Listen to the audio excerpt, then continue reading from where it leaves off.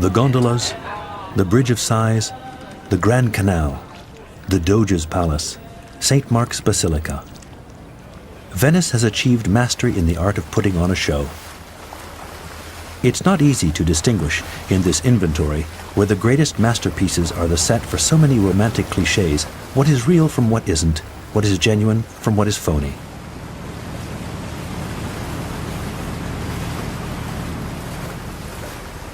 One thing is certain, the Venetians are children of the lagoon.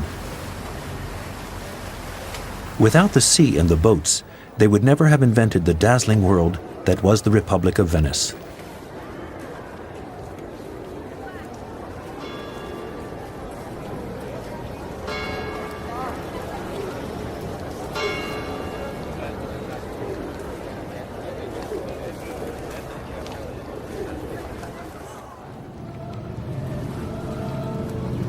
And it is no doubt for this reason that the launch of a new cruise ship is such an important event.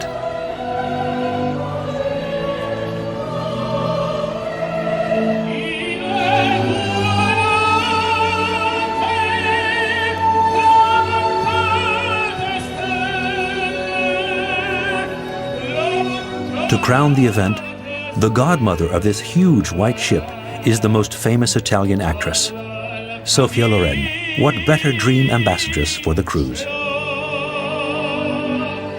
Well, it's wonderful because, I mean, you can go, you choose the place where you want to go and discover, and you choose the trip that you want to do. I think it's absolutely incredible for a family to be able to stay all together and to see so many wonderful places and discover so many wonderful places in the world. When I came in and I saw the ship, I mean, it was absolutely incredible.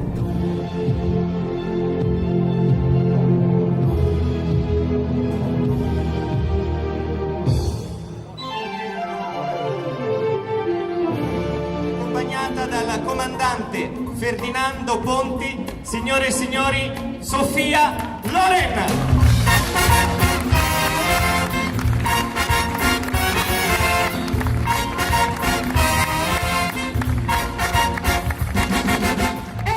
I'm somebody who is very anxious.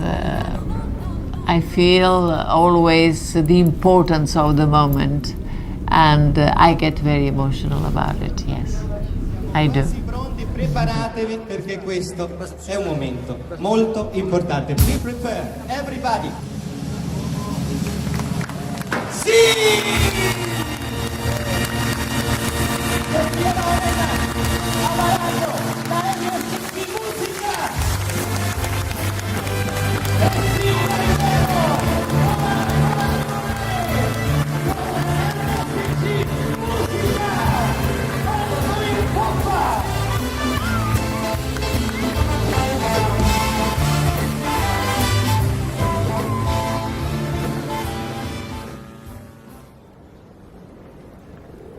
Venice awakens.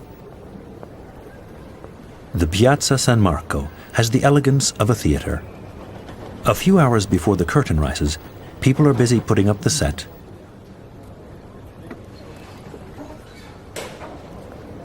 These men and women who are starting work are a bit like actors getting ready to go on stage.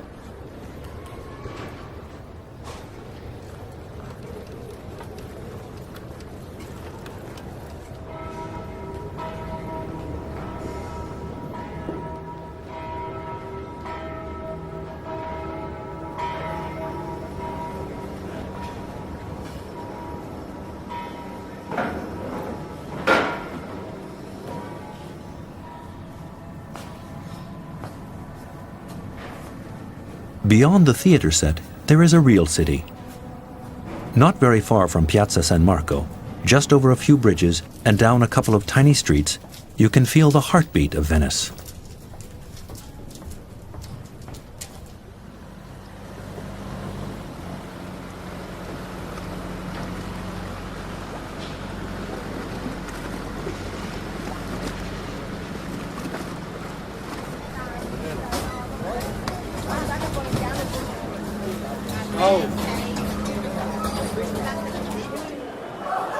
At the Rialto market, the usual customers come to buy fish that arrives fresh every morning from Chioggia, the lagoon's port.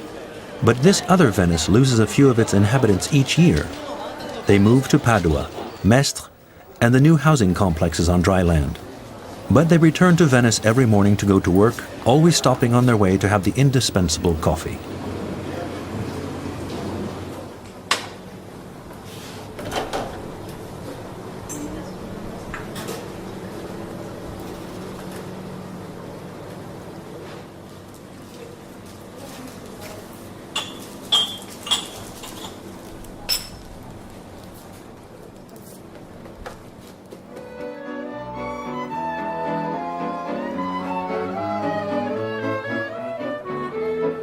Piazza San Marco, the first spectators have arrived. The show can begin.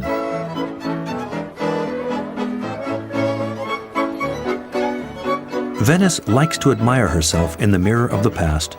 She can't stop wanting to look like the 18th century city painted by Guardi and Canaletto, a sparkling city where life seems as light as the clouds or the wind over the lagoon. Not easy to preserve a heritage that is so hard to grasp. Ever since it first opened, the Café Florian was known as a sort of cultural café because the sculptor, Canova, was an intimate friend of the owners. They had been childhood friends, schoolmates. Their friendship set the tone. The café became a meeting place for artists. I think the atmosphere must have made it quite avant-garde, a place where one would have heard about all the newest trends that were emerging at the time in a city like Venice. It was here, for example, that women were first allowed inside a cafe. They could come and have coffee here, while it was still forbidden everywhere else in the city, and in all of Italy and Europe. In Venice, new ideas circulate fast, just like the merchandise that used to arrive from the four corners of the known world. In the Byzantine era, Venice imported precious spices and coffee from the Orient. When coffee first arrived in Venice in 1683, it was considered to be a medicinal plant. Incredible stories started going around about coffee. It was said that in Istanbul, it had rendered the woman lascivious and had caused men to lose their virility. The Café Florian had opened in 1720. A century later in Venice, there were 311 such establishments, that is, one café for every 500 inhabitants.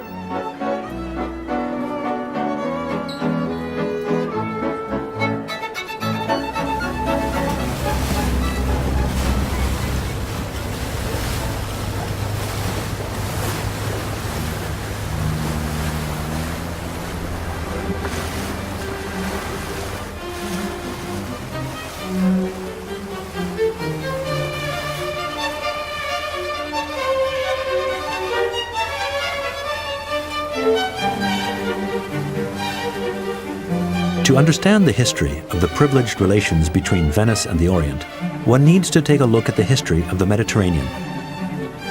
At its peak, the Roman Empire extended from Western Europe to Asia Minor and to North Africa. As a consequence of the barbarian invasions of Western Europe, the empire withdrew to the Orient, making Constantinople its new capital. Under the leadership of the newly Christianized sovereigns, what by then had become the Byzantine Empire expanded. They colonized Italy, and especially Venice. But the empire declined due to the Ottoman expansion. Both heirs of Byzantium, Venice and Constantinople, would make war on each other, but always continued commercial relations.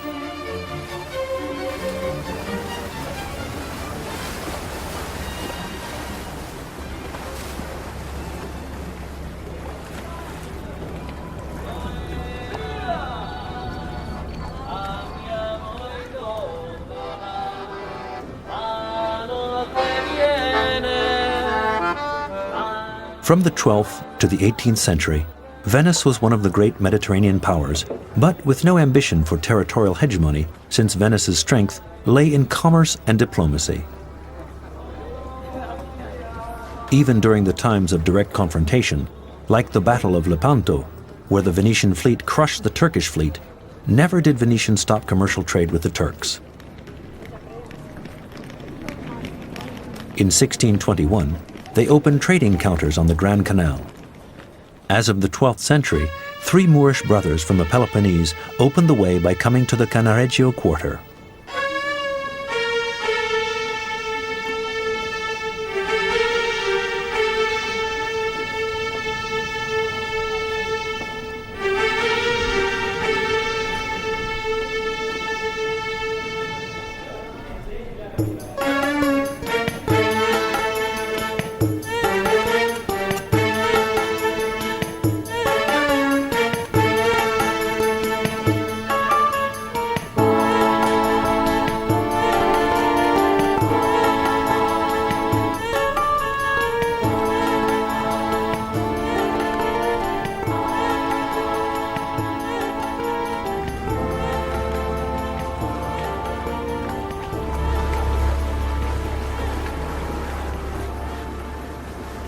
How did a city the size of Venice manage to compete with the other major powers of the time?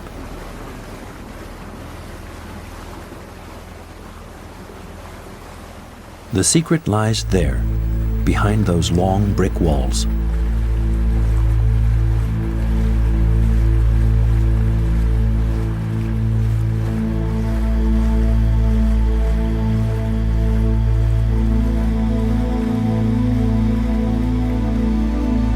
The Doge's Palace and the Basilica of San Marco represent the political and religious dimensions of the Serenissima, but the secret of its power was its shipyard. In this shipyard, which occupied 10% of the city, were built the thousands of galleys and merchant ships that sailed the Mediterranean, bringing back the riches of the Orient. You have to imagine the myriads of people working in this place. An incredible number of craftsmen were employed at the shipyard. Of course, the most important were the carpenters. Then there were the joiners, the oar builders, the mast builders, the blacksmith, the metal casters. All the trades were represented, down to the humble craft of masonry. At the shipyard, for probably the first time in the world, 2 of the craft were reserved for women, sail-making and rope-making. There was a spinning mill where twine was made into ropes for the riggings of the ships. You have to imagine that the shipyard was like an ant colony, where everything was organized for a single purpose, the construction of a galley.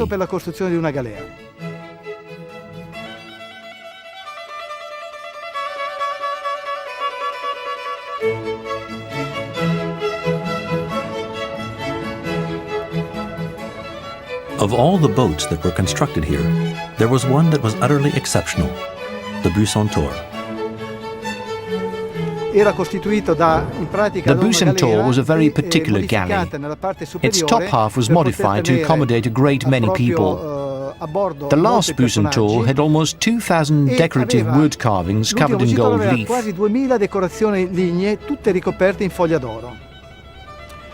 The Doge and his illustrious guests embarked on this very special ship for the Ascension Day celebration. That included a half-religious, half-pagan ceremony. During this ceremony, which took place close to the Lido port, the Doge would throw a ring into the water, thus becoming wedded to the sea, symbolized by Neptune. This was a way of giving thanks to the sea for Venice's prosperity.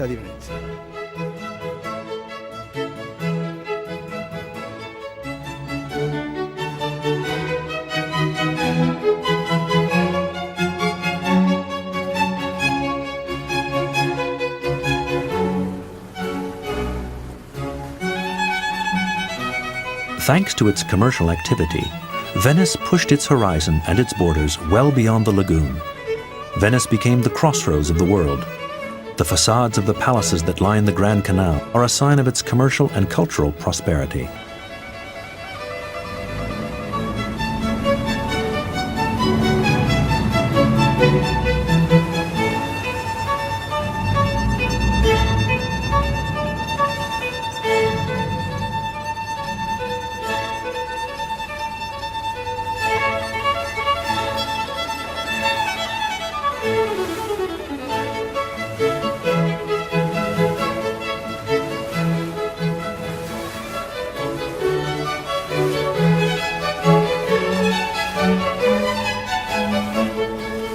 Until the beginning of the 9th century, Venice was under Byzantine domination.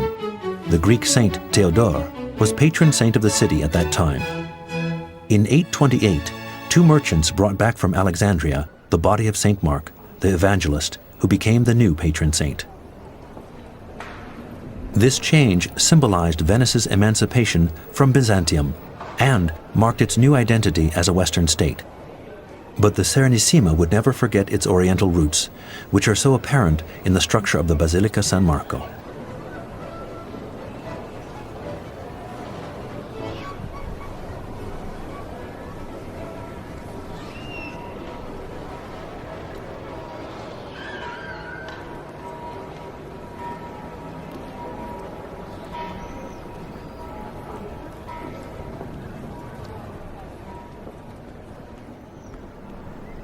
The Gothic churches are the archetype of Western belief.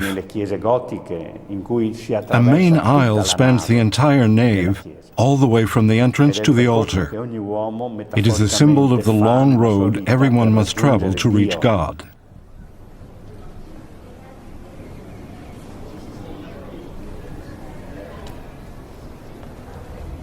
In the Byzantine, Greek, and Oriental model, the churches have 5 domes that symbolize the divinity. They guarantee the presence of God at every stage of a Christian's life. You enter, you're here. To the right, to the left, in any direction, God is everywhere above you. In a certain manner, you have already reached Him, because He always loves you and because He is always above you.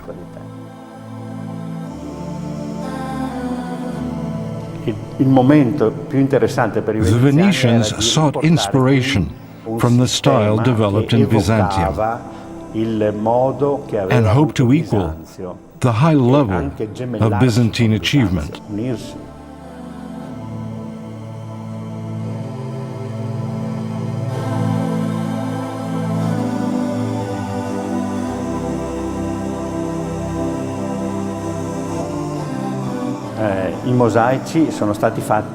The mosaics were made by Byzantine masters. When the engineers and Greek architects came to build the church, they brought the Byzantine mosaic artists with them. Since traveling was neither easy nor rapid at the time, the artists also brought along their families and their atelier. So they settled in Venice and were able to transmit their techniques to Venetian artists. This is how, in the space of 150 years, a great number of mosaic workshops developed in Venice. Under the influence of Byzantine masters, the iconography that embellishes the domes is pure classical Byzantine workmanship. It is by looking up at the interior of the domes that we can admire the oldest mosaics.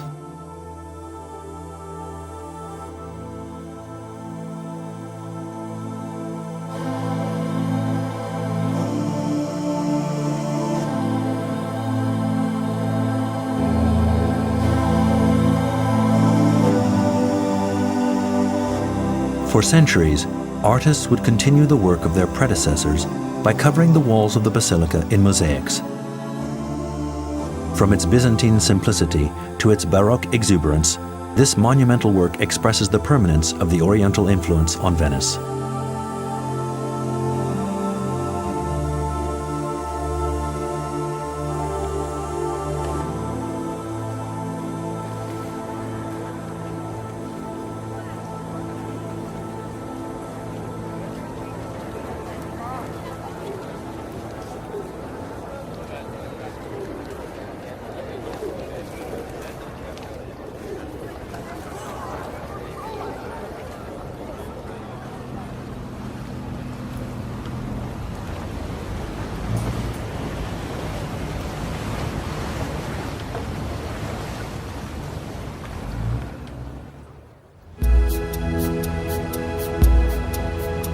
Leaving Venice, the Musica begins its inaugural cruise.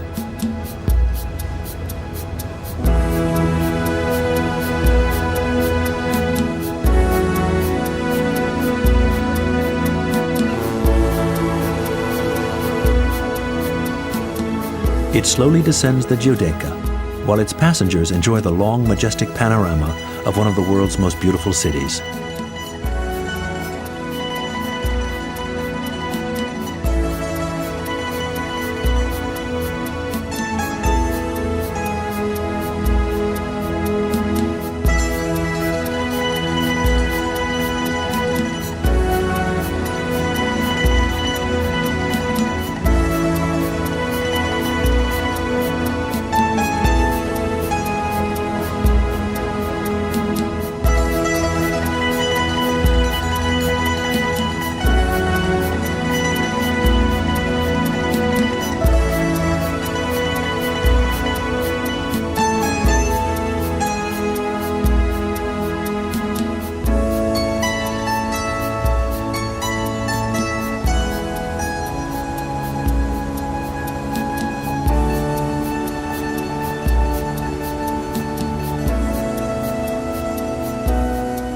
Leaving the lagoon, the Musica soon reaches the sea.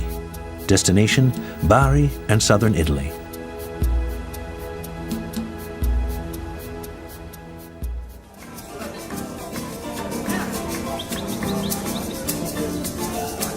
On their way to Bari, the passengers discover their floating hotel, a sort of voyage within a voyage.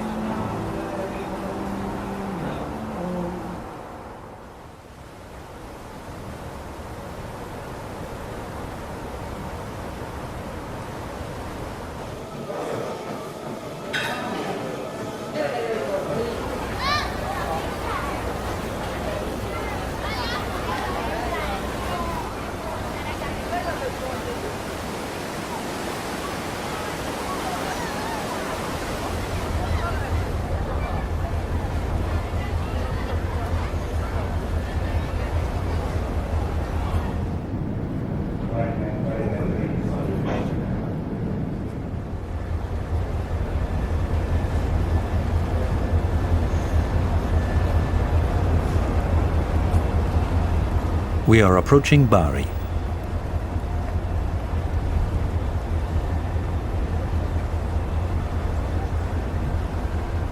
This is one of the major ports of the Adriatic. It is the base for the ferries that connect Italy with Greece or Croatia.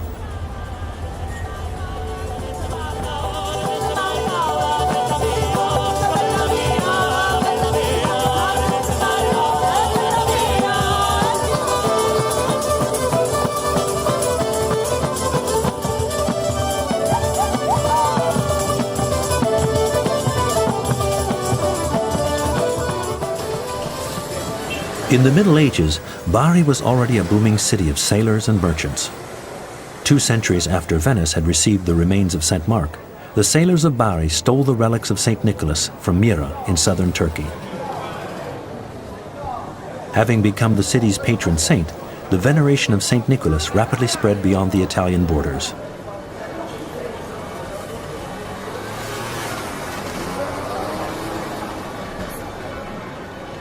In Bari, like in the rest of the world, St. Nicholas has always been connected with sailors and merchants. All the great maritime and fluvial cities chose St. Nicholas as their patron saint. This is the case with the great cities situated along the Rhine or the Danube. In the great maritime cities as well as inland cities, you can often find St. Nicholas on the market square, or else a church that is dedicated to St. Nicholas. The collapse of the Byzantine Empire opened the south of Italy to other conquerors. Bari thus became a Norman possession in 1071. Destined to receive the relics of the city's patron saint, the Basilica of St. Nicholas, with its very plain facade, is one of the most beautiful examples of the Romanesque style in southern Italy. After the Normans, the entire city fell into the hands of the Swab. who built strong fortifications. Then came the Angevins and the Aragonian invasions. After 3 or 4 centuries of successive occupations, what is left of the Byzantine era? It was at the beginning of the 15th century that Venetian art began to supplant Byzantine art. Nevertheless, we notice that even though there are very few architectural signs of Byzantine presence here, on the iconographic level, there is no mistaking that Byzantium left a deep mark on the region.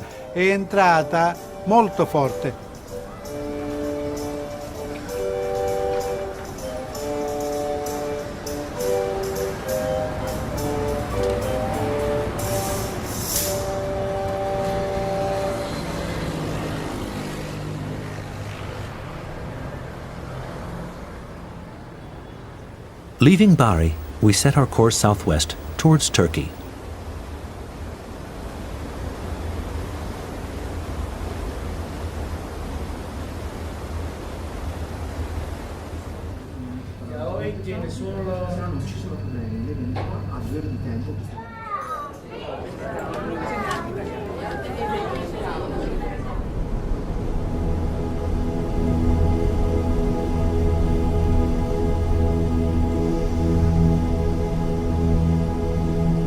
"700 miles, or about 1,100 kilometers beyond Bari, we approach Izmir. In ancient times, it was called Smyrna. Today, Izmir is the biggest Turkish port on the Aegean Sea.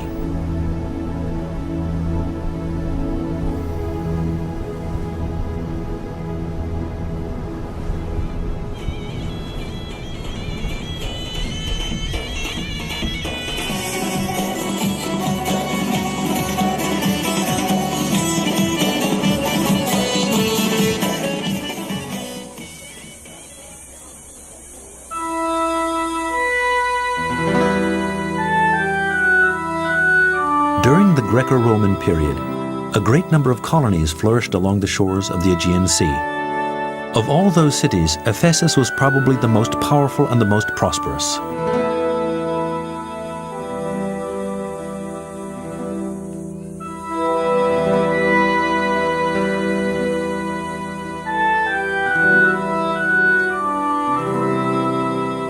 The founding of Ephesus goes back to the dawn of time. After several centuries of Lydian, Persian, and Greek occupation, it was under the Romans that this little town became one of the greatest cities in classical antiquity.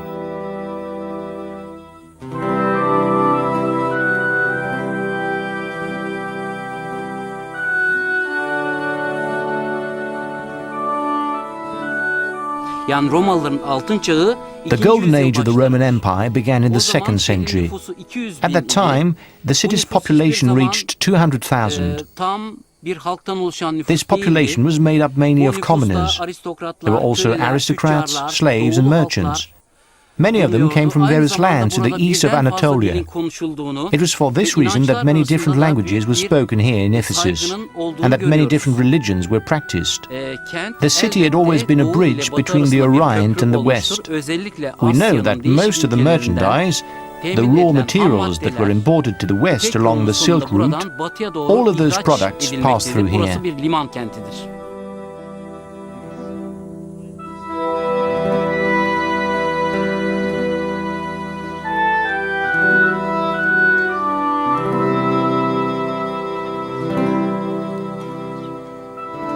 The Library of Celsius, with its double row of Corinthian columns, is one of the most beautiful buildings in Ephesus. It is the reminder of the prosperity of the city during the 2nd century of our era.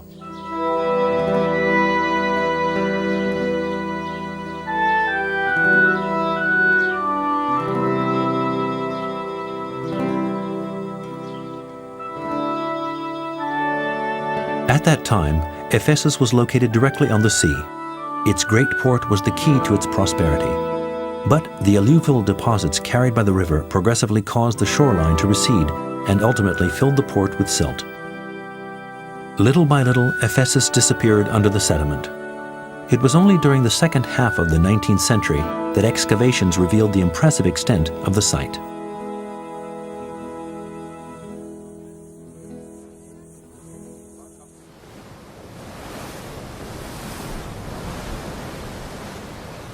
With the Aegean coast of Turkey on the starboard side, we head north.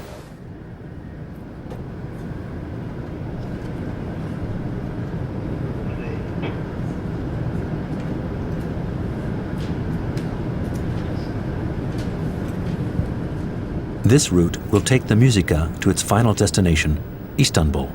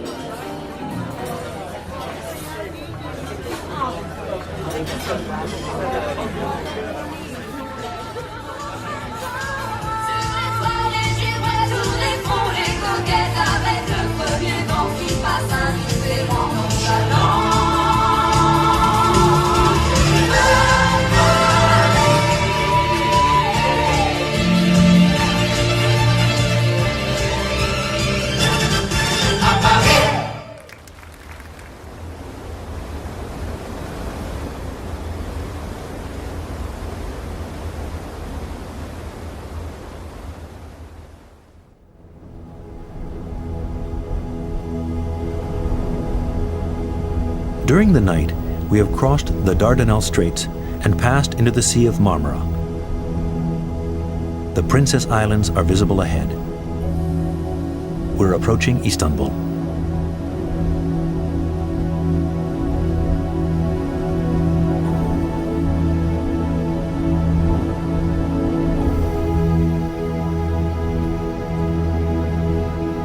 The moment we've been waiting for finally arrives.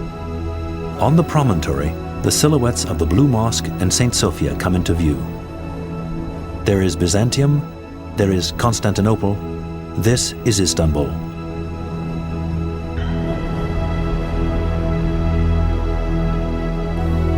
On both banks of the Bosporus, one foot in Europe, the other in Asia, the legendary city of Istanbul will always be the mythic door to the Orient for travelers.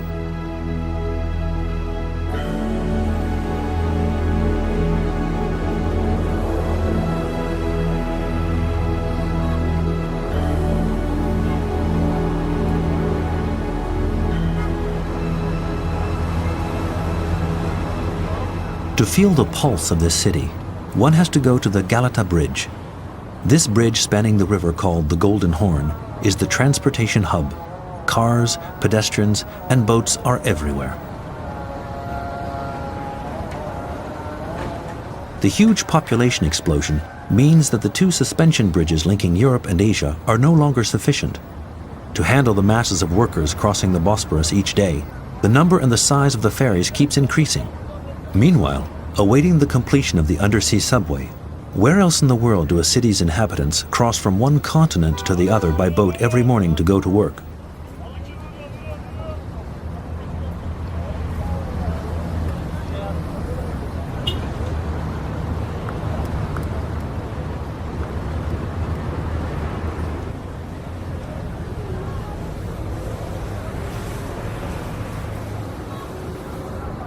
Too vast to be governed, eaten away by barbarian invasions, the Roman Empire was on the verge of collapse. In 324, Constantine decided to found a new capital on the banks of the Bosporus. This new Rome would become Constantinople, the city of Constantine. During the following centuries, Constantinople never stopped becoming more beautiful, more dazzling.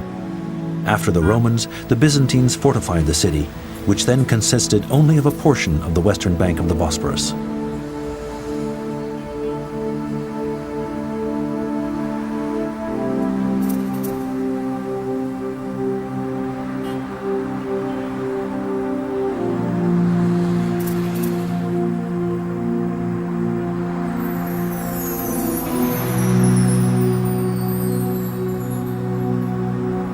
When Rome fell to the barbarians in 476, Constantinople was the only capital of what had become a Christian empire.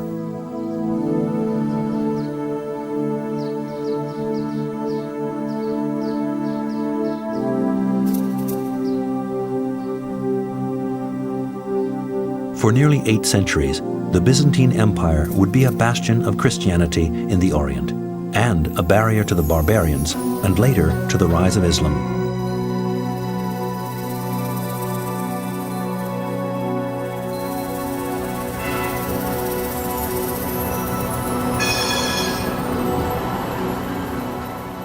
The reign of Justinian marked the golden age of Byzantium. The Basilica of St. Sophia is its greatest masterpiece. When the Emperor Justinian came to power, he wanted this church to be the greatest church of his time. He ordered an enormous dome to be built for St. Sophia, and he wanted it to be the largest in the world. St. Sophia's dome is unique. Nowhere in the world is there anything like it. For the Ottomans who conquered Constantinople, this dome became a reference, and especially for Sinan, the most brilliant of the Ottoman architects. Sinan was greatly influenced by St. Sophia. He tried to reproduce it when he was put in charge of building his greatest mosques. Unstable foundations, earthquakes, fires. The basilica that Sinan discovered in the 16th century had gone through a lot. But most unforgivable was its pillaging by the Crusaders in 1204. By comparison should be emphasized the benevolent disposition of Sultan Mehmed the Conqueror when he took Constantinople. When the Sultan Mehmed the Conqueror came to St. Sophia for the first time, he was extremely impressed by its marvelous architecture. He didn't want it to be destroyed. He wanted it left intact and transformed into a mosque.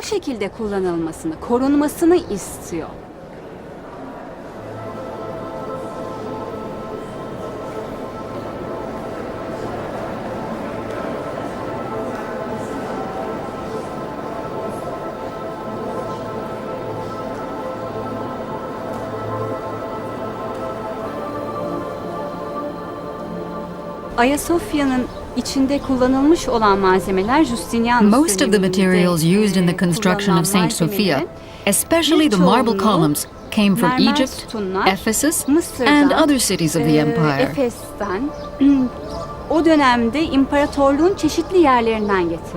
The marble walls came from Prokanessos, Naxos, and Paros, where the marble quarries are. Justinian wanted St. Sophia to symbolize the unification of the world. In that era, one could still believe it was possible. Dünya birleşimini sembolize etmesi. O dönemde de buna inanılıyor.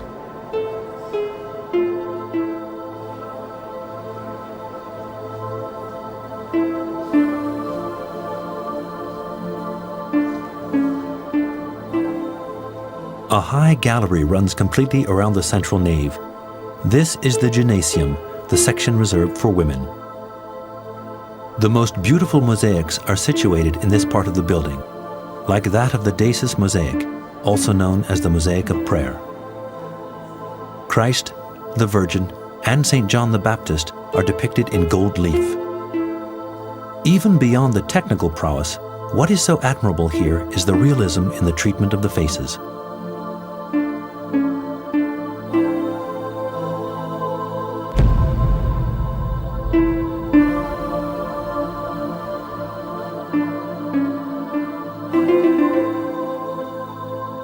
Beyond their religious significance, the St. Sophia mosaics are an open book illustrating the clothes, jewelry, hairstyles, and actual faces of the Byzantine sovereigns.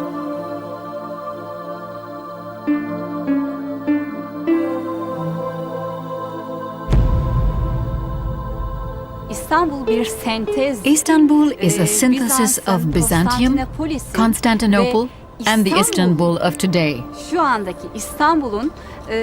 St. Sophia represents this synthesis very well. That's why it is the symbol of the city.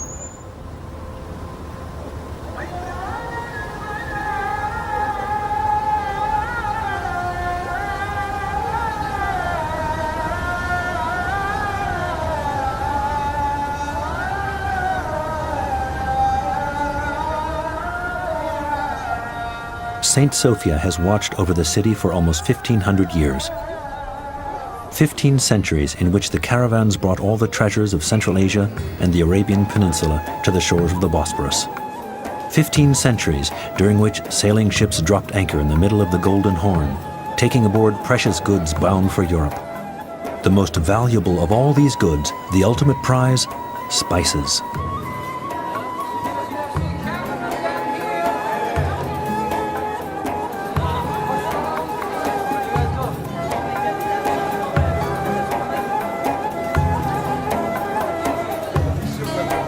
Leaving the heady perfumes of the spice bazaar, we move on, jostled by the crowds, and continue our journey through this exotic labyrinth, where we rub shoulders with kitchen utensil vendors and coffee merchants.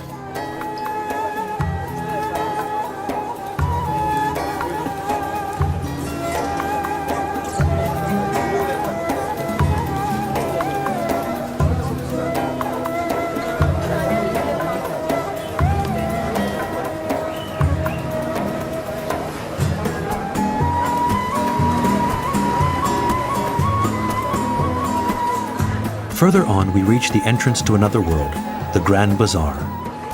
40,000 square meters, 3,600 shops, 68 streets, 19 entrances. The Grand Bazaar is not only the largest commercial center in the world, it's also a place that changed history. Trade with the merchants of the Silk Route was a great source of wealth for the Grand Bazaar. The merchants stopped to rest here for 2 or 3 days before moving on.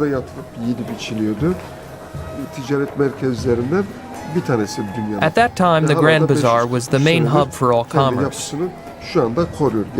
For 543 years, it has kept the same structure with its jewelry trade, carpets, textiles, leather, and souvenirs. Even now, the world market price for gold is decided here, as well as the exchange rate for the Turkish pound.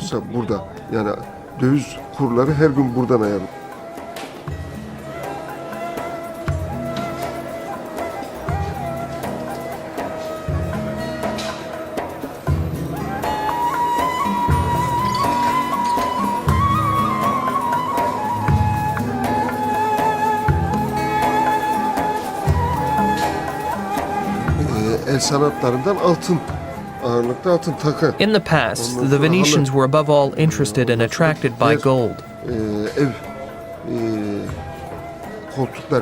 Jewelry, carpets, and other ornamental objects such as chests and silks embroidered with gold. The workshops of the Great Bazaar produced all of these things. The Venetians bought such goods here, then took them back to Italy to resell them at a huge profit.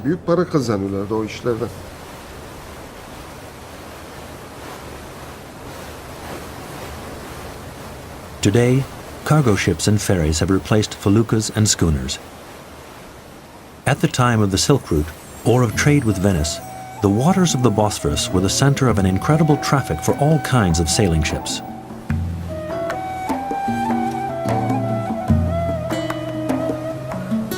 Along the banks were a succession of palaces, forts, like Rumeli Hisar, constructed by Sultan Mehmed II in 1452, only 1 year before the fall of Constantinople.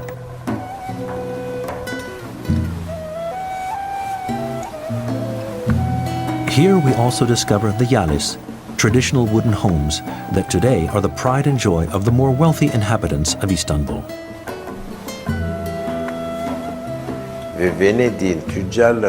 Most of the time, the Venetian merchants were also diplomats. Thanks to the archives, we know that Venetian relations with other powers like Austria and Spain were on a monetary basis. They practiced a sort of monetary diplomacy. This played an important role in the Ottoman Empire. Venice allowed the empire commercial and diplomatic access to Europe and the West. We mustn't forget that at one time, during the Renaissance, the diplomatic language was Italian, because Tuscany was the dominating power. Diplomatik dil İtalyancaydı çok uzun zamanlar boyu.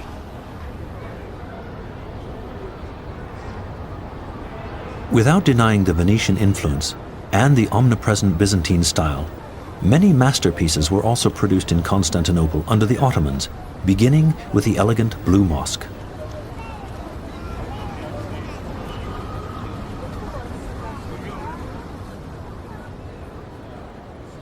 With cascades of harmonious domes and 6 minarets, the Blue Mosque is a work of the late period.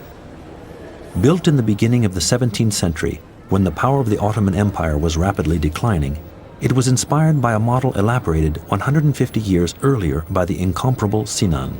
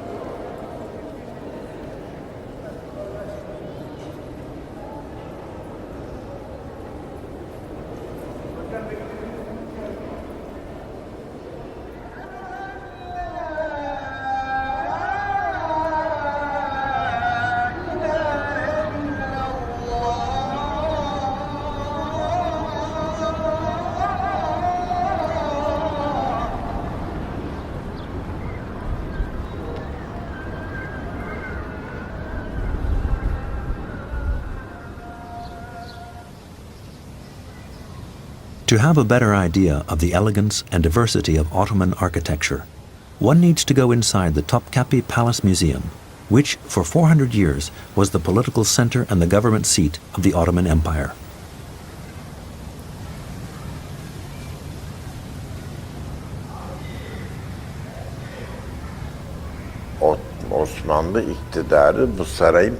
In its organization, in its design, this palace reflects the very structure of the Ottoman Empire. The first part is given over to the state, the all-encompassing state and the imperial council. The second part is the doorway to happiness, with the harems, the imperial schools reserved for the heirs to the throne, and the reception hall where ambassadors were introduced to the court.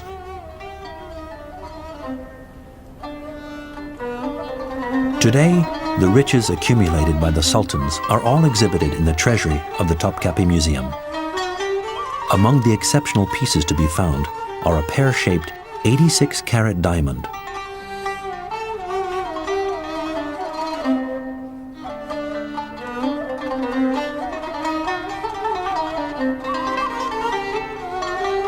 a dagger set with 3 enormous emeralds,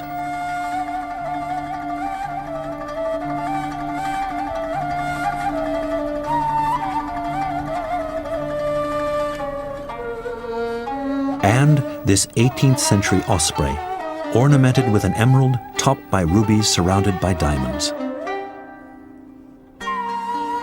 The audience hall, the Sultan's private apartments, the mosque, the bedrooms, the main kitchen, the confectioner's kitchen, the sections for imperial clothes, watches and clocks, an infinite list of the facilities that were available in the Topkapi Palace.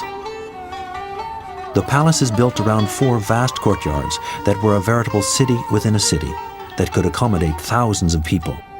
But the most secret area was the harem. Hidden from all eyes, supervised by eunuchs, only the Sultan had the right to enter here. For 300 years, this was the setting for the most unbelievable plots and intrigues, and where the destiny of the Ottoman Empire was determined. The palace also reflects the Turkish military organization. But what most emanates from the Topkapi is what one might call a magnificent modesty.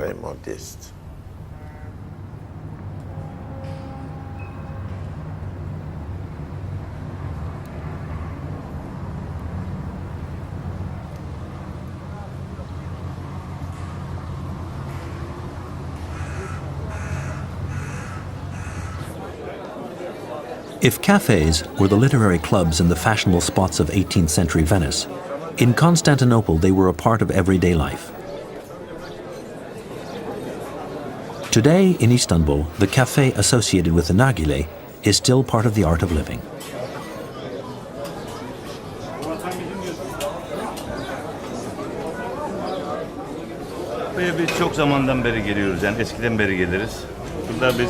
I've been coming here for a long time.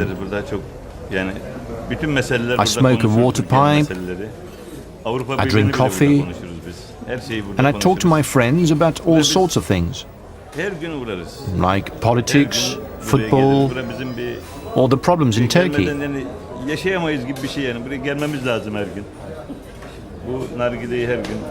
I come here every day because I love to see my friends. I need this. I can't do without it. It's my way of life. As for coffee, it's the same. I can't live without it.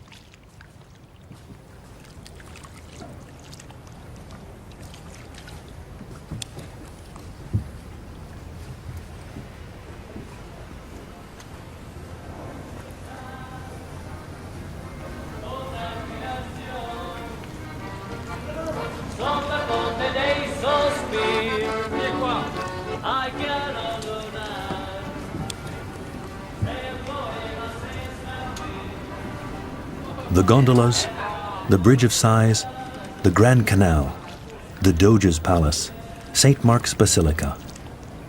Venice has achieved mastery in the art of putting on a show. It's not easy to distinguish in this inventory, where the greatest masterpieces are the set for so many romantic cliches, what is real from what isn't, what is genuine from what is phony.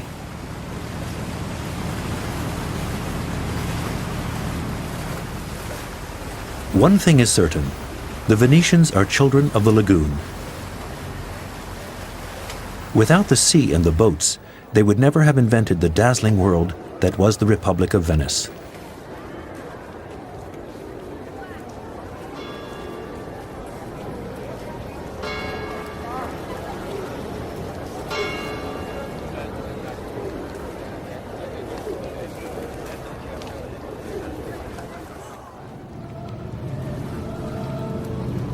And it is no doubt for this reason that the launch of a new cruise ship is such an important event.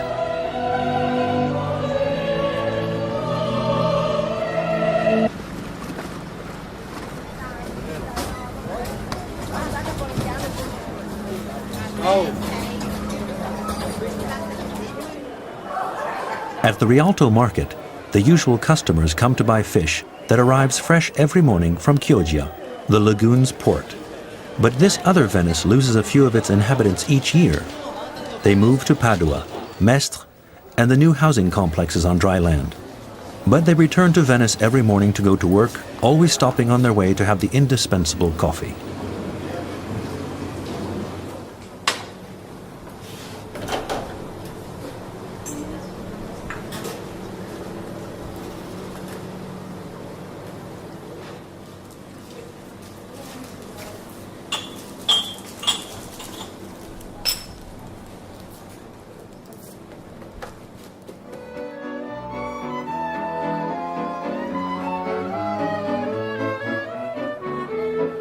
Piazza San Marco. The first spectators have arrived. The show can begin.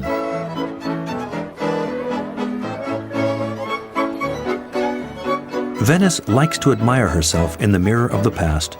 She can't stop wanting to look like the 18th century city painted by Guardi and Canaletto, a sparkling city where life seems as light as the clouds or the wind over the lagoon. Not easy to preserve a heritage that is so hard to grasp.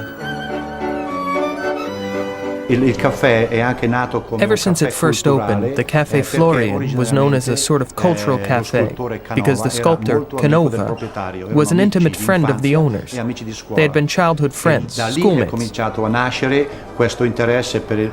Their friendship set the tone. The café became a meeting place for artists. I think the atmosphere must have made it quite avant-garde, a place where one would have heard about all the newest trends that were emerging at the time in a city like Venice. It was here, for example, that women were first allowed inside a cafe.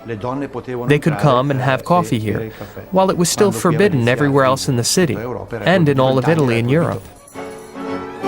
In Venice, new ideas circulate fast, just like the merchandise that used to arrive from the four corners of the known world. In the Byzantine era, Venice imported precious spices and coffee from the Orient. When coffee first arrived in Venice in 1683, it was considered to be a medicinal plant. Incredible stories started going around about coffee. It was said that in Istanbul, it had rendered the woman lascivious and had caused men to lose their virility. The Café Florian had opened in 1720. A century later in Venice, there were 311 such establishments, that is, one café for every 500 inhabitants.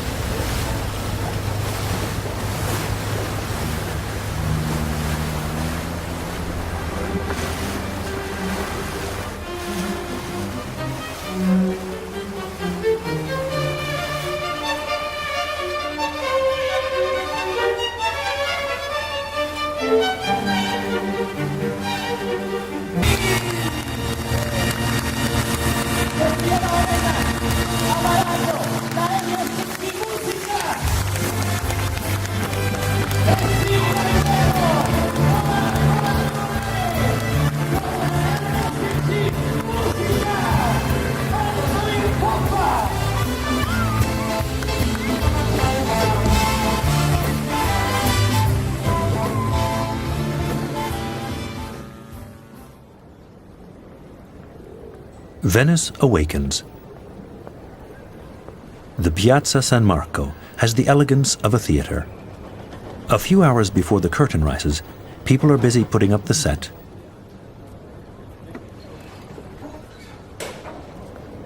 These men and women who are starting work are a bit like actors getting ready to go on stage.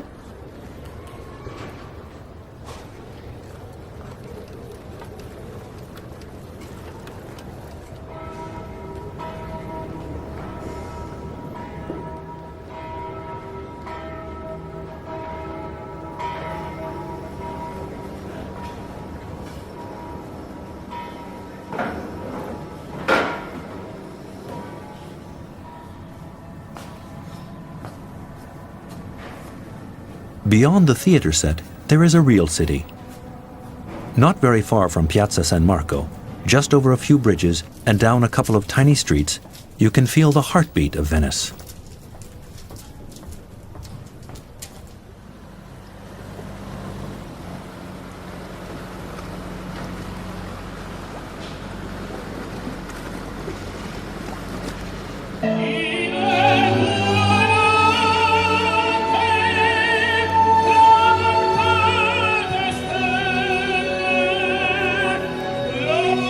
To crown the event, the godmother of this huge white ship is the most famous Italian actress, Sophia Loren. What better dream ambassadress for the cruise? Well, it's wonderful because, I mean, you can go, you choose the place where you want to go and discover, and you choose the trip that you want to do. I think it's absolutely incredible for a family to be able to stay all together and to see so many wonderful places and discover so many wonderful places in the world. When I came in and I saw the ship, I mean, it was absolutely incredible.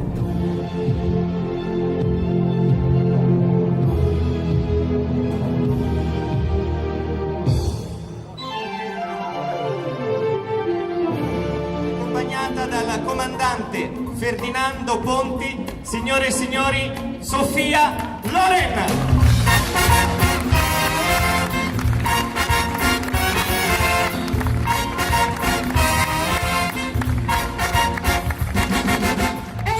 I'm somebody who is very anxious. I feel always the importance of the moment, and I get very emotional about it, yes, I do. Pronti, preparatevi perché questo è un momento molto importante. Be prepared, everybody.